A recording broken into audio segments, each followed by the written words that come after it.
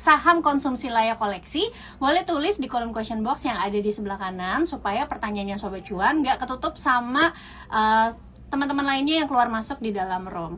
Oke, sebelum kita masuk ke tema utama kita, aku mau update dulu nih terkait market hari ini. Jadi sepanjang seminggu ini IHSG itu mengalami koreksi, walaupun secara IHSG-nya cenderung sideways, tapi banyak saham-saham yang mengalami penurunan, terutama saham-saham blue chips ya, yaitu perbankan nih salah satunya, dan juga Astra International. Nah, gimana sih sebenarnya pergerakannya? Kalau kita ngomongin terkait IHSG itu sendiri Sobat Cuan, hari ini IHSG ditutup 0,57%, dan kalau Sobat Cuan tahu, seminggu terakhir asing itu aktif melakukan penjualan di market reguler sebesar 2,1 triliun, di mana saham-saham yang rutin dijual oleh asing adalah BBRI, Astra International, MDKA, Aman, dan juga Gotoh. Dan juga net buy asing selama seminggu ini ada di saham BBCA, Telkom, BBNI, SMGR, dan juga Medco. Mungkin ada pertanyaan terkait kenapa sih asing kok seminggu belakangan ini itu melakukan net sell ya di pasar atau di bursa saham kita. Jawabannya adalah karena kalau Sobat Cuan perhatiin, rupiah itu melemah selama sepekan terakhir terhadap US dollar. Kalau ada yang bilang katanya melemahnya karena Bu Sri Mulyani mau mundurin diri dan jadi menteri, tapi sebenarnya bukan itu. Kalau misalnya Sobat Cuan tahu, memang belakangan itu data ekonomi Amerika itu ternyata di atas ekspektasi. Semalam juga keluar data GDP dari Amerika itu sendiri, itu angkanya di 3,3%, dan ini ternyata lebih bagus dibanding konsensus yang hanya sebesar 2%. Tentunya dengan ekonomi Amerika yang lebih kuat dari yang diharapkan, jadi bikin investor global tentu bertanya-tanya, kira-kira The Fed-nya jadi turunin suku bunga nggak ya? Itu kenapa tadi pagi rupiah kita itu sempat melemah ke 15.800. Nah, seperti yang aku udah sering sampaikan juga, biasanya asing tuh kurang suka sama volatilitas pasar uang. Jadi ya biasanya memang kecenderungannya kalau misalnya rupiahnya lagi melemah dalam jangka pendek, saham-saham itu mengalami koreksi, terutama yang blue chips. Kenapa ya? Wajar aja, karena yang dijual asing pasti lebih dulu ya blue chips gitu.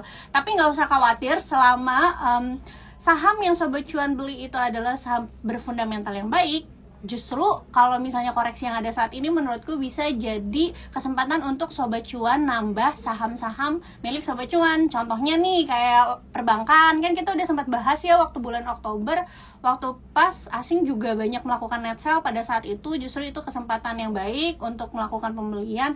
Nah, terus misalnya Sobat Cuan baru masuknya sedikit gitu atau baru setengah, kan kemarin pada bingung tuh nambahnya di mana ya, tiba-tiba harga saham perbankannya naiknya udah terlampau tinggi. Nah, koreksi-koreksi sekarang ini itu bisa dijadiin kesempatan untuk Sobat Cuan melakukan average up. Nah, selain itu, selain saham perbankan, menurutku juga yang menarik untuk Sobat Cuan perhatiin investasi dengan time frame jangka pendek sampai jangka menengah ya, beberapa bulan ke depan, itu ada di saham-saham yang bagi dividen tinggi dan dividen yieldnya tuh tinggi. Contohnya kayak apa? Kayak saham-saham coal. Nah, mumpung kan lagi pada koreksi ya belakangan, tadinya udah sempat naik tinggi, mungkin ada yang ketinggalan. Nah, saham-saham coal ini bisa juga Sobat Cuan masukin watchlist gitu. Karena apa? Karena dividen tunainya kan udah pasti. Tapi seperti yang sering aku sampaikan juga, untuk saham coal ini kita itu fokusnya lebih ke investasi jangka pendek atau biasa disebut trading ya. Jadi misalnya nanti kalau misalnya emiten-emiten dari perusahaan coal ini udah melakukan RUPS, sudah mengumumkan bagi dividen gitu ya, kira-kira berapa dividen per share-nya gitu. Terus setelah itu melakukan come date, maka Sobat Cuan bisa melakukan taking profit sebelum come date atau maksimal itu come date supaya tidak terkena dividen trap ketika ex date gitu. Nah, Sobat Cuan juga perlu pertimbangin ya, tahun ini itu tahun terakhir Pak Jokowi jadi presiden. Jadi pasti pengen raportnya itu baik. Raport baik itu dari segala macam lini ya, ekonomi, pertumbuhan ekonomi, dan juga tentu pendapatan negara. Nah, pendapatan negara ini juga kan disumbang dari dividen perusahaan-perusahaan BUMN ya. Jadi Sobat Cuan bisa perhatiin saham-saham perusahaan BUMN yang biasa kasih dividen-dividen besar untuk negara gitu. Contohnya kayak apa? Kayak ya 3 perbankan ya, BNI, Bank Mandiri, terus juga BRI, terus PTBA. Kalau Telkom juga sebenarnya cash cow-nya negara, tapi sayangnya Telkom nggak ikutan koreksi banyak ya saat ini. Jadi kurang menarik dibanding yang lainnya yang mungkin koreksinya itu udah 5% lebih gitu Sobat Cuan. Nah aku juga mau ngingetin bahwa hari ini Bank BNI juga ngeluarin laporan keuangan full year ya. Kan BCA udah tuh kemarin dan resultnya bagus banget. Kuartal on kuartalnya itu pertumbuhan revenue dan juga laba bersihnya itu 30%. Year on year-nya itu 19%-an. Pertumbuhan kreditnya itu 13%. Sobat Cuan bayangin aja di tengah suku bunga yang tinggi ini itu pertumbuhan kredit tuh masih bisa belasan persen gitu. Apalagi nanti kalau suku bunga turun pasti kan lebih banyak lagi ya yang ngambil kredit gitu. Oke, langsung aja yuk kita ke tema hari ini. Kita mau bahas nih terkait saham konsumsi apakah layak koleksi. Nah, kalau Sobat Cuan mungkin sering banget dengar narasi di media-media atau banyaknya analis, atau aku juga udah pernah sampaikan kalau misalnya tahun politik itu biasanya saham konsumsi itu diuntungkan gitu ya, karena memang ada hubungan dari peredaran uang atau M2 di masyarakat itu sendiri ya. Seperti yang kita tahu kalau misalnya tahun politik ketika pemilu pasti kan banyak uang keluar dari caleg dan juga kampanye, jadi ada industri-industri tertentu misalnya yang kena project banyak dan akhirnya trickle down effect gitu ke masyarakat lainnya gitu. Itu kenapa terjadi peredaran uang yang lebih banyak.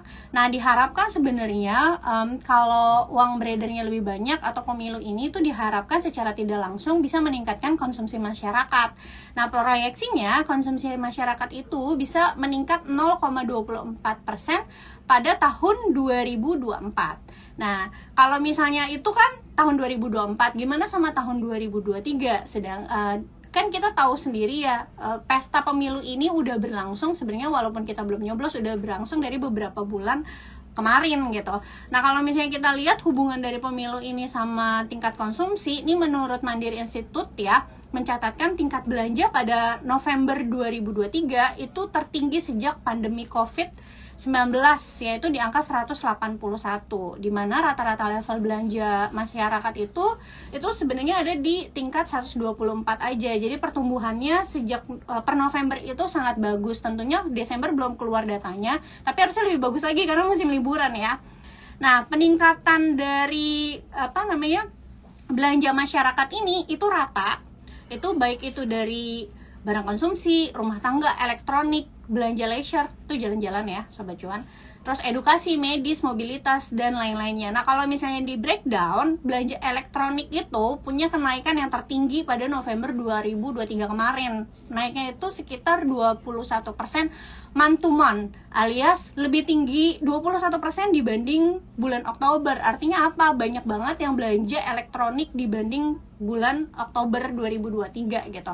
Nah, kalau ngelihat data kayak gini ya Sobat Cuan tahu kan saham-saham yang jualan barang elektronik di IHSG itu apa?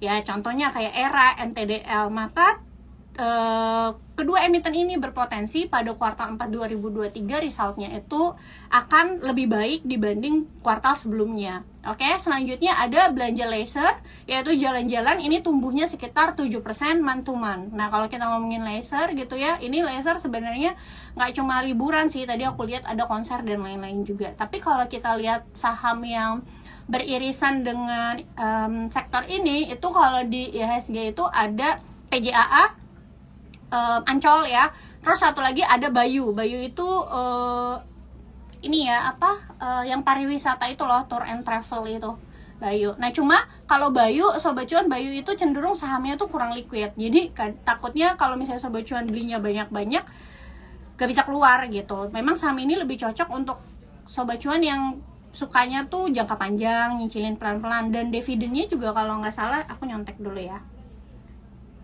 dia bagi dividen juga. Dividen yieldnya itu bisa sekitar 3%-an untuk Bayu. Nah, kecenderungannya untuk Bayu sendiri sejak Juli 2023 harganya itu cenderung sideways ya, alias nggak kemana-mana gitu. 1.200-an itu jadi area-area support kuat dari Bayu itu sendiri. Nah, kalau PJAA tuh udah sempat kita bahas ya Sobat Cuan tahun lalu, dari pas harganya masih 800-an dan sempat naik ke 1.000-an gitu. Sebenarnya waktu itu ada yang nanya, Kak, jadi gimana, udah boleh taking profit belum sih? Kalau PJAA itu hitunganku sebenarnya 1.000 tuh udah jadi target price-nya dia gitu. Jadi harusnya kalau di 1.000 better ya nggak usah beli gitu. Justru waktunya taking profit ketika Sobat Cuan belinya di bawah. Nah ini ada ngomong kata Effendi, koreksi sampai pemilu guys, ini mungkin aja terjadi karena apa? Karena kecenderungan banyak yang wait and see sebelum pemilu terjadi. Karena biasa kan apalagi institusi domestik ya, mereka akan cenderung melihat siapa sih nanti yang jadi calon pemenangnya, karena ini akan akan mempengaruhi kebijakan baik juga fiskal dan moneter gitu. Jadi makanya kalau lihat katanya dari minggu kemarin domestik tuh cenderung institusinya itu udah melakukan penjualan gitu di saham-saham terutama Big Bank. Oke, lanjut. Lalu ada belanja rumah tangga naik 6,6%, terus ada belanja mobilitas naik 5,6%, ada barang konsumsi juga naiknya dikit 3,9%, dan juga ada medis. Ya sebenarnya kalau bulan November waktu itu kan banyak penyakit ya teman-teman, banyak yang kena pneumonia, terus COVID ringan, makanya waktu itu belanja medisnya juga mengalami kenaikan. Nah kalau kita ngomongin saham konsumsi, tentunya tetap ya, mau industrinya itu lagi diuntungkan atau lagi ada sentimen baik sekalipun, tetap kita tidak boleh menyingkirkan yang namanya fundamental perusahaan dan juga valuasi dari perusahaan tersebut. Karena mau sebagus apapun perusahaannya, kalau kita belinya di valuasi yang terlampau mahal, nanti kita bukannya cuan, malah bisa loss. Kita beli saham yang valuasinya nggak mahal aja masih bisa mengalami penurunan kan, loss gitu ya, apalagi beli saham yang terlalu mahal gitu, nanti kerugiannya malah bisa justru lebih besar. Memang kalau based on technical bisa aja saham yang naiknya udah tinggi bisa naik lebih tinggi lagi, tapi kalau kita ngomongin yang fundamental, investasi jangka panjang, akan lebih rendah resiko bila kita berinvestasi di saham-saham dengan valuasi yang tidak mahal atau berada di valuasi wajar. Kalau lebih bagus lagi berada di valuasi yang under value gitu.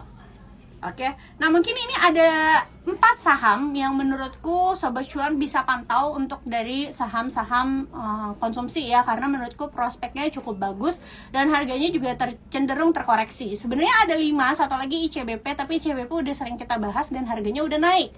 Jadi kalau sekarang harganya udah naik, menurutku lebih baik wait and see dulu untuk ICBP. Tapi untuk kamu yang beli ICBP di harga 10 ribuan, congratulations, udah mengalami floating profit. Nah ini ada 4 saham yang menurutku menarik karena harga sahamnya lagi koreksi dan punya prospek yang cukup baik.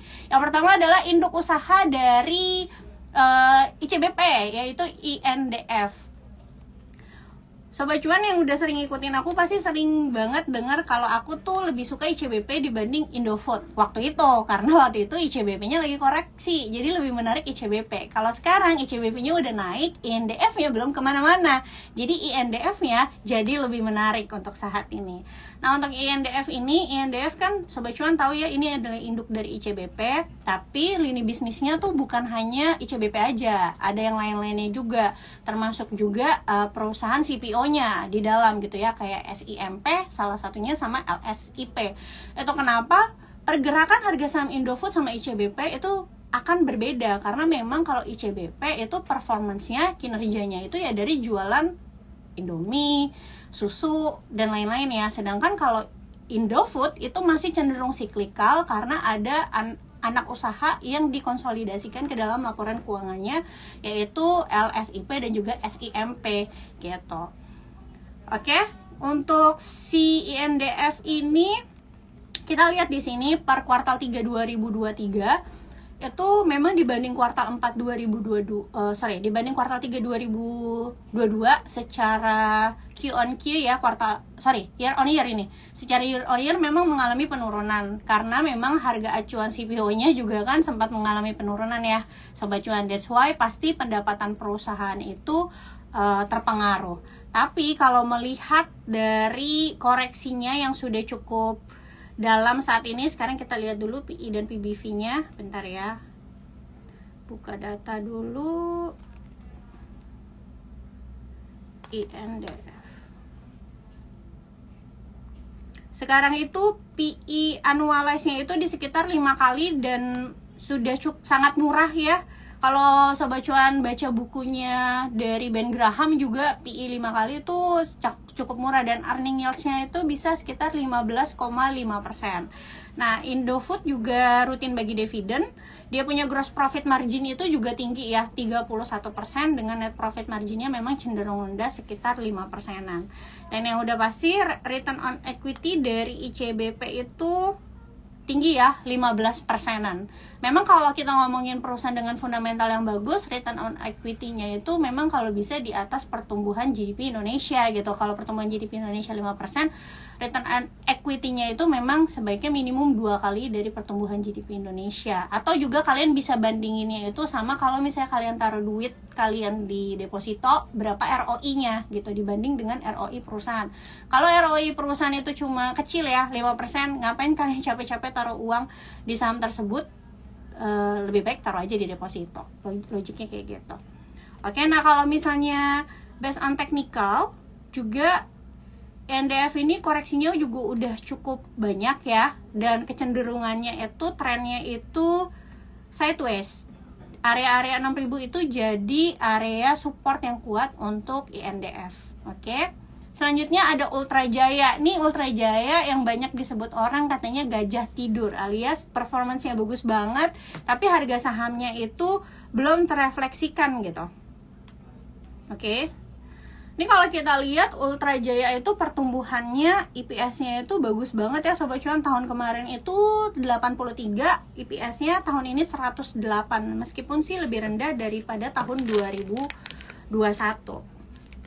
Terkait PE-nya juga di 15 kali, PBV-nya 3 kali. Dan yang paling penting, Ultra Jaya itu debt to equity ratio-nya itu rendah banget gitu ya. Tapi emang banyak kan saham-saham consumer tuh debt to equity ratio-nya rendah-rendah sih gitu, karena cuannya gede-gede. Terkait return on equity-nya juga 19% untuk Ultra Jaya, tapi mungkin wilayah-wilayah menariknya itu baru di kisaran 1.300 sampai 1.400-an ya, coba Sobat Cuan. Nah ini ada yang nanya nih, CMR-nya gimana? Kalau menurut aku setuju sama Effendi, Cimory itu perusahaan yang bagus, tapi sayangnya valuasinya menurutku masih terlampau mahal gitu ya. Takutnya nanti sekali aja dia nggak growth gitu, misalnya EPS-nya tiba-tiba turun gitu year on year, takutnya harga sahamnya tuh turun dalam banget. Dan ini pernah kejadian sama Unilever gitu. Bukan berarti Cimory itu nggak bagus, tapi based on valuasi masih kurang menarik gitu. Oke, kita jawabin pertanyaan. Nah ini nih, ada pertanyaan ya dari Mutiara, koreksinya sampai minggu depan gak ya Kak? Mau nambah muatan tapi belum gajian. Nah, sampai kapannya tuh kita nggak pernah tahu. Cuma Sobat Cuan mungkin bisa analisa mulai dari sini ya, karena ini kan dipengaruhi sama kurs ya, rupiah dolar. Akhir bulan Januari itu ada FOMC tanggal 30 sama tanggal 31. Nah, di sini itu adalah waktu dimana nanti The Fed itu ngumumin, kira-kira bukan ngumumin sih, ngeluarin pidato. Nanti kalian bisa lihat sendiri arahnya kemana. Kalau ternyata tiba-tiba arahnya dia hawkish lagi, bisa jadi koreksinya akan makin lanjut ya, karena rupiahnya bisa lanjut nih terdepresiasinya kalau ternyata The Fed-nya arahnya hawkish. Tapi kalau misalnya arahnya ternyata mereka masih meyakini tahun ini ada kemungkinan bisa turun suku bunga, berarti itu kan arahnya dovish. Bisa jadi koreksinya selesai sampai di situ, meskipun institusi domestik masih akan melakukan wait and see sampai pemilu nanti. Tapi kayaknya kalau misalnya harga sahamnya udah turun cukup banyak, pasti dengan sendirinya institusi domestik akan masuk aja sih, menghitung bulan ini dan bulan depan itu musim rilis laporan keuangan, jadi udah pada kelihatan dividen yang dibagikan itu pasti udah bisa diproyeksiin kan gitu. Jadi kalau mereka rasa kayaknya penurunan harganya udah sesuai untuk mereka masuk dengan dividen yang mereka incar, harusnya mereka masuk aja tanpa melihat kondisi politik dan juga makroekonomi gitu. Oke, lanjut ya, sebelum aku jawab pertanyaan, ada 2 lagi, tadi udah Ultra Jaya sama Indofood. Satu lagi ada Mayora. Mayora ini emang cenderung premium ya Sobat Cuan. PI-nya juga 23 kali, tapi Mayora tuh punya keunggulan kayak gini. Biasanya kalau dolarnya menguat, Mayora itu kecenderungannya harganya naik. Karena apa? Karena bisnisnya dia itu 50% lebihnya itu ekspor. Jadi penjualannya itu 50%-nya itu ekspor. Sedangkan operasionalnya mereka pakai rupiah. Jadi ketika mereka bisa menjual dengan dalam bentuk dolar, tapi bayar operasionalnya rupiah, ada selisih kurs di situ, selisih kurs keuntungan. Itu kenapa kalau misalnya dolarnya menguat, biasanya Mayora juga diuntungkan gitu. Kita lihat di sini untuk case statistiknya ya. Si Mayora juga lagi ada di area support kuat ya, sobat cuan. Level 2250 tuh jadi area support kuatnya dia. Oke. Nah, kalau kita lihat year on year-nya itu kuartal 3 2023 dibanding kuartal 3 2022 itu juga cenderung bertumbuh, dan asumsinya kayak kuartal 4 juga akan lebih bagus ya, karena memang ya biasalah musim liburan gitu. Satu lagi ada Campina CAMP. Price earning ratio-nya 13 aja dibanding Shimori. Ini jauh lebih murah. Dan kinerjanya juga kalau sobat cuan lihat 5 tahun terakhir bertumbuh ya. Tahun kemarin IPS-nya tuh cuma 21, tahun ini kemungkinan besar IPS-nya itu di sekitar 25 sampai 26. Dan jangan lupa CAMP juga bagi dividen sobat cuan. Kalau lihat perhitungan misalnya tahun ini bisa bagi dividen payout ratio 90% aja, dividend yield-nya itu bisa di angka 5 sampai 6%-an. Ini kalau kita cek di sini ya, CAMP ini aku lihat dari RTI Business, secara histori itu dividend payout ratio-nya sejak 2020 itu gede-gede. Tahun 2020 itu 100% bagi dividen, 2021 itu sekitar 200%, 2022 kemarin itu 95% DPR-nya. Jadi tidak menutup kemungkinan tahun ini DPR-nya gede juga di atas 90%-an. Dan harganya juga lagi berada di area support sobat cuan. Cuma kelemahannya adalah Campina itu sahamnya kurang liquid. Transaksi hariannya itu kalau nggak salah cuma 56 juta. Jadi kalau sobat cuan, ini transaksi hariannya 56 juta, tiba-tiba sobat cuan masuknya 500 juta, nanti sahamnya tiba-tiba bisa sobat cuan arahin. Jadi hati-hati ya, perhatiin juga size dari perusahaannya itu sendiri gitu. Jadi kalau misalnya saham-saham Campina kayak gini mah, nyicilnya harus pelan-pelan dan porsinya nggak bisa gede-gede gitu. Kecuali kalian memang mau pegangnya long term banget.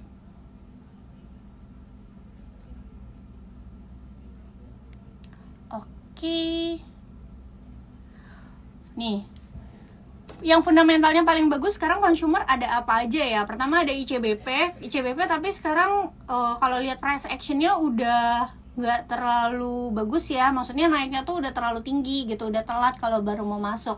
ICBP ini udah sering aku bahas ya, ini bagusnya adalah ketika mereka melakukan akuisisi Pine Hill yang dimana itu memperbesar market share mereka di daerah Timur Tengah gitu.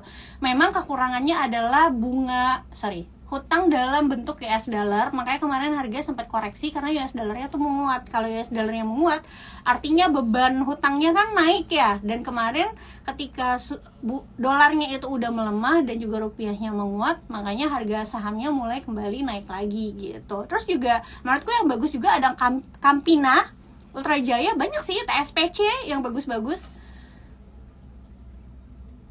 Oke, lanjut. Oke, ini pertanyaannya bagus. Dari Muis Ortega, tanya dong kak, kenapa saham Prajogo TPIA dikeluarin ya dari LQ45? Jadi kalau LQ45 namanya indeks itu kan pasti ada ketentuannya ya, kenapa mereka bisa dimasukkan dan juga dikeluarkan gitu.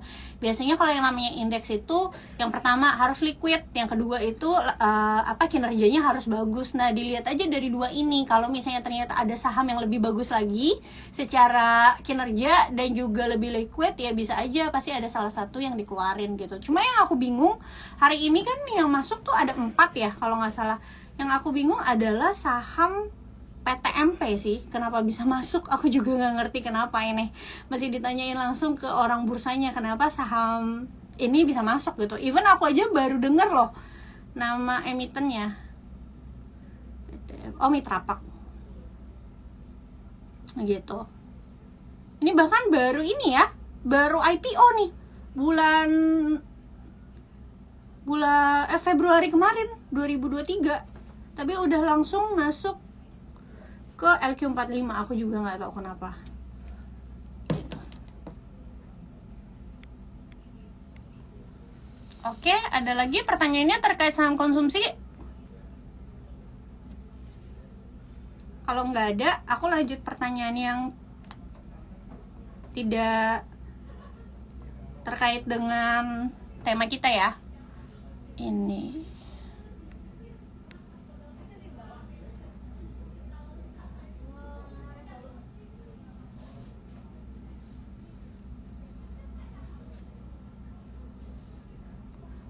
mungkin Antam kali ya.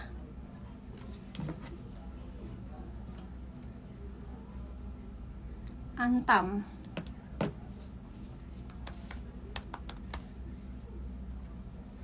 Oke, Antam. Ini kalau kita ngomongin Antam, Sobat Cuan, bisnisnya nggak hanya emas, tapi juga ada nikel. Dan kita tahu sendiri nikel itu harganya mengalami koreksi ya. Belakangan ini bahkan udah ke 15.000 kalau nggak salah. Itu kenapa banyak saham-sahamnya yang mengalami penurunan. Nggak hanya Antam aja sih, Harum juga. Bahkan Harum nih jebol support terkuat nih. Jadi kayaknya untuk Antam wait and see dulu. Oke, Unilever menurutku mahal, disclaimer on ya. Menurutku based on valuasi mahal, kinerja oke, bertumbuh, tapi valuasinya masih terlalu mahal. Di PI 21 kali, walaupun sebenarnya kalau kita pakai PI standar deviasi, ini sebenarnya PI yang termurah ya, karena PI-nya Unilever itu di kisaran berapa? Kemarin sempat 40 ya, tahun 2018 gitu. PI yang sekarang 21 kali itu secara histori 5 tahun terakhir memang kecenderungannya murah. Tapi kalau dibandingin sama saham lain yang sejenis, saham lain yang sejenisnya itu lebih bagus. Contohnya kalau kamu bandingin sama ICBP. Katakanlah ICBP saat ini meski harga sahamnya udah naik tinggi pun PER-nya masih 14 kali Sobat Cuan. Dengan growth EPS dan juga revenue yang lebih tinggi gitu dibanding sama Unilever. Jadi kalau misalnya mau pakai relative valuation yang bandingin dua saham yang sama dalam satu industri, masih meski ICBP harganya sudah naik dari level 10.000, masih lebih menarik secara fundamental dan juga valuasi itu saham ICBP dibanding Unilever gitu. Ini juga based on teknikalnya udah jebol support. Mungkin masih bisa lanjut penurunannya kalau aku lihat di sini.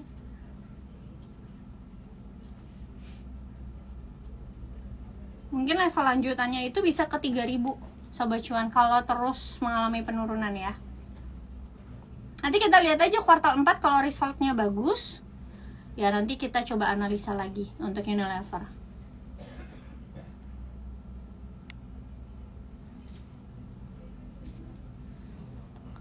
Oke. Sido muncul. Oke.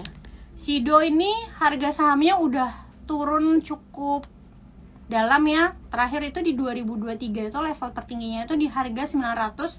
Sekarang itu udah ke harga 500. Kenapa bisa demikian? Karena memang kinerjanya itu declining Sobat Cuan. Dalam artian adalah kinerjanya itu turun dari tahun ke tahun. Jadi dari tertingginya tahun 2021, 2022 mengalami penurunan dan berlanjut ke tahun 2023. Penyebabnya apa? Memang penjualan dari minuman herbalnya itu mengalami penurunan karena mungkin era COVID-19-nya udah lewat, jadi kecenderungannya orang udah nggak terlalu butuh minuman herbal gitu ya.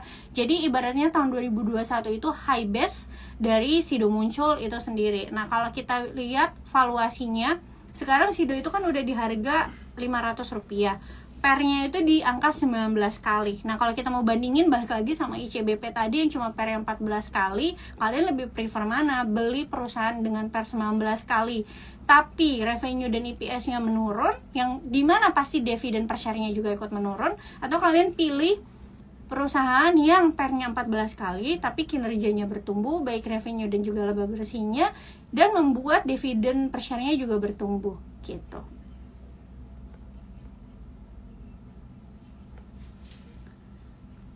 Oke, sudah? Oke, pas banget kita 30 menit. Terima kasih Sobat Cuan untuk pertanyaan dari Sobat Cuan yang belum terjawab. Nanti coba deh boleh DM, siapa tahu kita bisa bahasin di konten. Nah, aku mau selalu ngingetin untuk follow Instagram kita cuap_cuan. Kalau misalnya Sobat Cuan ketinggalan sama pembahasan kita dari awal tadi, bisa tonton siaran ulangnya di Instagram cuap_cuan.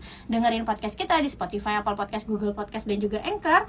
Subscribe YouTube channel kita cuap_cuan. Nah, podcast kita juga disiarin secara ulang, dimana kamu bisa tonton di CNBC Indonesia TV. Biasanya tuh hari Jumat di atas jam 7 malam ada, atau di weekend, atau kalian bisa streaming di cnbcindonesia.com. Jadwalnya juga sama. Hari Senin kita ketemu live Instagram lagi jam 8.30 pagi. Kemungkinan kita akan bahas pemiluan kali ya, dan dampaknya untuk ekonomi global. Oke, aku Olivia Lewis, Financial Expert CNBC Indonesia, pamit undur diri. Bye.